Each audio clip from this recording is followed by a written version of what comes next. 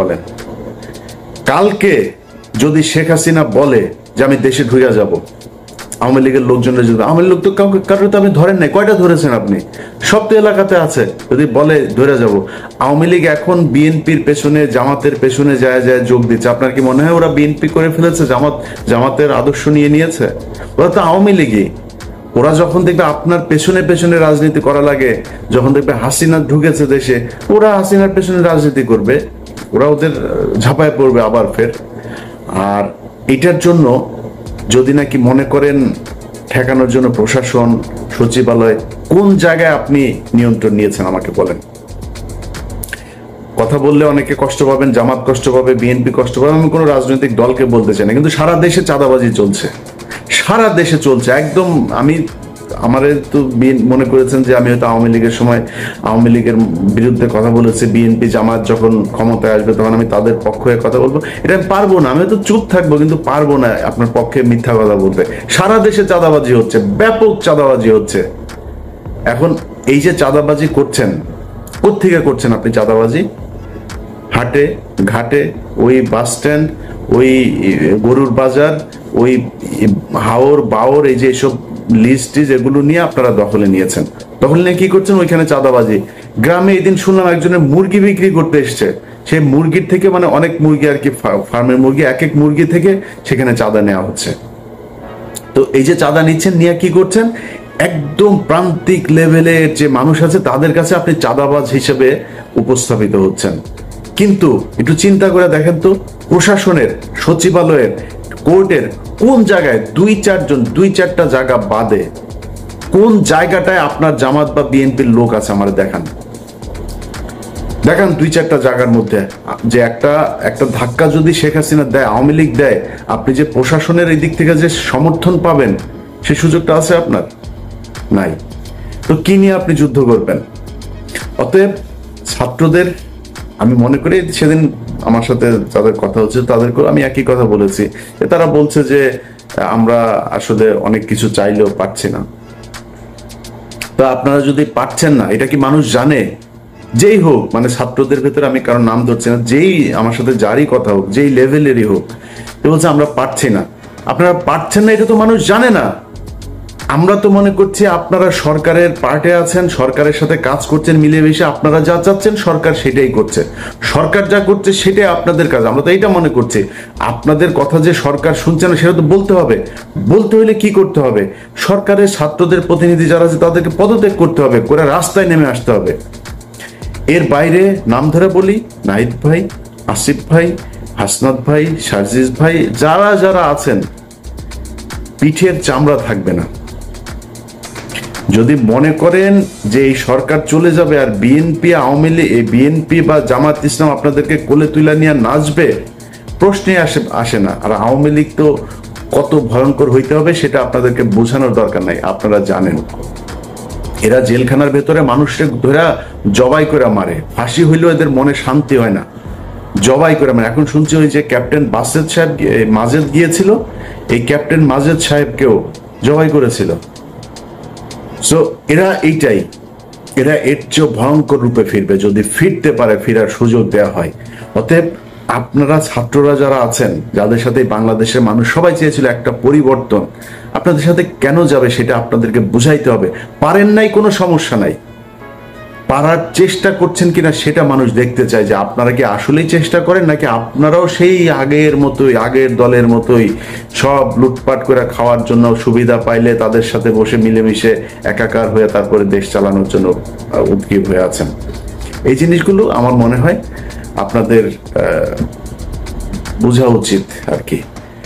তো যাই হোক, যে বিষয়টা বলছিলাম আগেও, যে অনেকের কাছে খারাপ লাগতে পারে, কিন্তু সত্যি কথা যেটা ভাই, এই দেশটা দেখলাম তো 5 তারিখের পরে, এখানে টাকা পয়সা হইলে সব পার্সেজ হওয়া যায়। ইভেন কি জানেন, বললে কষ্ট পাবেন, আমরা যে 57 কর্মকর্তার জন্য কষ্ট পাই না, আমরা বলি এই দেশের স্বাধীনতা, সার্বভৌমত্ব, সবকিছু এই 57 জন অফিসারকে মারার কারণে আমাদের দেশ ইন্ডিয়া দখল করে নিল, এগুলো বলি না। সেই 57 জন কর্মকর্তাদের ভেতরেও তাদের পরিবারের লোক, সন্তান, স্ত্রী টাকার কাছে বিক্রি হয়ে গেছে, তাদের স্বামীদেরই চায় না, বিচার চায় না। এটা নিয়ে আবার আরেক ভিডিওতে কথা বলবো। আজকে এই পর্যন্তই।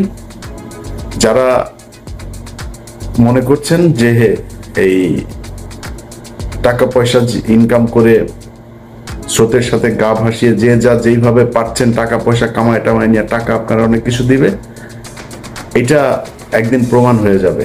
যুগে যুগে বহু প্রমাণ হয়েছে, আপনার ক্ষেত্রে প্রমাণ হবে। আমি ইলিয়াসের চেহারা সেদিন আপনার চোখের সামনে ভাসবে যে 2000 মানুষ মারা গিয়েছে, সেই মানুষের লাশের সাথে বেইমানি করে আপনি আপনার ব্যক্তি স্বার্থের কাছে বিক্রি হয়েছেন। তো আসিফ নজরুল, তো এই যে এখন ধরেন মনে করছেন যে আপনারা ঠিক জায়গায় আছেন, যা মনে চাই তাই করছেন, আপনারা করে যাবেন, কোনো সমস্যা নেই। এইটার বিচার একদিন হবে। এই হজ করতে গিয়ে যেমনটা দেখেছেন, এর চাইতে আরো ভয়ঙ্কর অপমান আপনাদের সামনে অপেক্ষা করছে। আমাদেরও সমস্যা আছে, জীবনের ঝুঁকি আছে। আমি মনে করি আমার জীবনের হয়তো বেশিরভাগ সময়ই হয়তো আমার কষ্টে কাটাইতে হবে। কারণ মানে আমার তো ধরেন যারা ভালোবাসে তারা তো সাধারণ মানুষ, তারা তো শক্তি নেই। আমাকে যারা মানে অপছন্দ করে বা যাদের বিরুদ্ধে কথা বলেছে তারা তো শক্তিশালী। সো তাদের ব্যাপারে মানে কথা বলতে গেলে, তাদের বিরুদ্ধে যদি করি, সেটা তো শাস্তি তো আছে, সেটার জন্য হয়তো কোনো এক সময় সে শাস্তি পেতে হবে। যাই হোক, যেটাই হোক, আল্লাহর কাছে দোয়া করি যেন আল্লাহ ঈমান ঠিক রাখেন এবং মানে ধৈর্য ধরে যেন যে কোনো শাস্তি মোকাবেলা করতে পারি, এতটুকু, এর বাইরে আর কোনো কিছু না। তো আজকে যে বিষয়টা নিয়ে কথা বলতে এসেছি সেটা হচ্ছে, ধরেন গতকালকে একটা দেখলাম, একজন রিক্সা চালক মারা গিয়েছিল। যে রিক্সা চালক সবাইকে ধরে ধরে নিয়ে যেয়ে তারপরে আপনার হসপিটালে দিয়ে আসতো। সেই লোকটার স্ত্রী গত সপ্তাহ থেকে তিনি ভিক্ষাবৃত্তিতে নেমেছেন, ভিক্ষা করে খাচ্ছেন। তো সমন্বয়ক যে কজন আছেন, যারা ছাত্র নেতা, যারা ছাত্রদের থেকে উপদেষ্টা হয়েছেন, আমি তাদেরকে সরাসরি এই কথাগুলো বলেছি। এই প্ল্যাটফর্মে আমি ওপেন এই কথাগুলো বলতে চাই। দেখেন, ধরেন এই যে ছাত্রদের ভবিষ্যৎটা আসলে কি, তারা কি চায়? তারা যদি মনে করে যে আমাদের হাতে হাজার হাজার লক্ষ লক্ষ কোটি কোটি টাকা আসবে, আমরা এই কোটি কোটি টাকা দিয়ে তারপরে রাজনৈতিক দল গঠন করবো, এরকম দু একজনের কাছে শুনেছি। ধরেন একজনের কাছে টাকা পয়সা চেয়েছে বা কোনো এক জায়গায় টাকার লেনদেন হয়েছে, সেখানে শুনছি যে মানে ছাত্রদের প্রচুর টাকা পয়সা তারা ফান্ড কালেক্ট করার চেষ্টা করছে। এটা রাস্তা না। আপনি কত হাজার কোটি টাকার মালিক হবেন? জামায়াত হচ্ছে ব্যাংকের মালিক, বিশাল বিশাল আর্থিক প্রতিষ্ঠানের মালিক। বিএনপির এরকম নেতা আছে যারা কিনা আওয়ামী লীগের সময়ে যত টাকা মান্থলি ইনকাম করতো, তাদের ব্যবসা প্রতিষ্ঠান, ব্যাংক, বিমা কোনো কিছুই বন্ধ হয়নি। এরকম অনেক নেতা আছে। আওয়ামী লীগের পরিবারের সাথে তাদের পরিবারের বৈবাহিক সম্পর্ক হয়েছে, তাদের সাথে আপনারা টাকা নিয়ে পারবেন? তা কত টাকার মালিক হবেন বলেন আপনি? টাকা পয়সা দিয়ে নতুন করে কোনো রাজনৈতিক দল আপনি দাঁড়ায় যাবেন, এই সুযোগ নাই। কিন্তু একটা সুযোগ আপনাদের হাতে এসেছিল, সেটা কি? এই আগস্টে যেই বিপ্লব হলো, এই বিপ্লবে সারা দেশের মানুষ আপনাদের পক্ষে এসেছিল। এবং আমি নিজেই আমার চ্যানেলে আমি ভিডিও বানিয়েছি। এখন আমি বলছি না যে আমি নির্বাচন চাই, আমি নিজে বলেছি 20 বছর 25 বছর যত বছর মনে চাই ইউনূস সরকার ক্ষমতায় থাকুক। আমরা এখানে উদযাপন করেছি, মনে করেছিলাম যে আমরা বোধহয় স্বাধীন হয়ে গিয়েছে। মিথ্যা, সবকিছুই ভুল ছিল। এই স্বাধীনতার ঠিক আগের যে সময়টা ছিল, সেই সময় আপনাদের সাথে বাংলাদেশের মানুষ যেইভাবে এসেছিল, আপনারা তাদেরকে রাখতে পারেন নাই। কেন পারেন নাই? কয়েকটা মানে খুব বড় করে 2-3টা জিনিস বলি। দেখেন পরিবর্তনটা হয়েছে কোথায় আমাকে বলেন। আজকের যে বাংলাদেশ, এই বাংলাদেশের সাথে যদি আপনি শেখ হাসিনার বাংলাদেশকে মেলান, মানে কম্পেয়ার করেন, আচ্ছা কম্পেয়ার করলে ধরেন একটা সাধারণ মানুষকে যদি আপনি জিজ্ঞেস করেন তার যে জিনিসপত্রের দাম কিনে খেতে হয়, সেটা কি কমেছে? এটা সমস্যা না। একটা নতুন সরকারের জন্য ধরলাম 1 বছর 2 বছর তারা কষ্ট করবে, কোনো সমস্যা নাই, কষ্ট করুক। কিন্তু সেটার জন্য তো আপনার কিছু করতে হবে, তাই না? একজন মানুষ মনে করেন যে বিদেশে যাবে, তার বিদেশে যাওয়ার জন্য আগে কয় টাকা দিত সে? আগে যদি নাকি মনে করেন সৌদি আরবে যেতে 7 লাখ টাকা, 6 লাখ টাকা, 5 লাখ টাকা দিত, তাহলে আগের সরকারের সমস্যা ছিল, দুর্নীতিগ্রস্ত ছিল, তারা বিভিন্নভাবে দালাল টালাল এইসব করে টাকা পয়সা করতো। এই জন্য ইন্ডিয়াতে যেতে লাগে 1 লাখ টাকা, 1.5 লাখ টাকা, আমাদের এখান থেকে 7 লাখ টাকা লাগে। মালয়েশিয়াতে যেতে 60,000 70,000 টাকা লাগে, আমাদের এখান থেকে লাগে 5 লাখ টাকা। ওমান, কাতার, দুবাই, মধ্যপ্রাচ্যের সব দেশে একই অবস্থা। এখন বৈষম্য কাটানোর জন্য বৈষম্য বিরোধী আন্দোলন হয়েছে, মানুষ রক্ত দিয়েছে। সেই বৈষম্য শেষ করার পরে তাদের তো কম লাগবে টাকা, তাই না?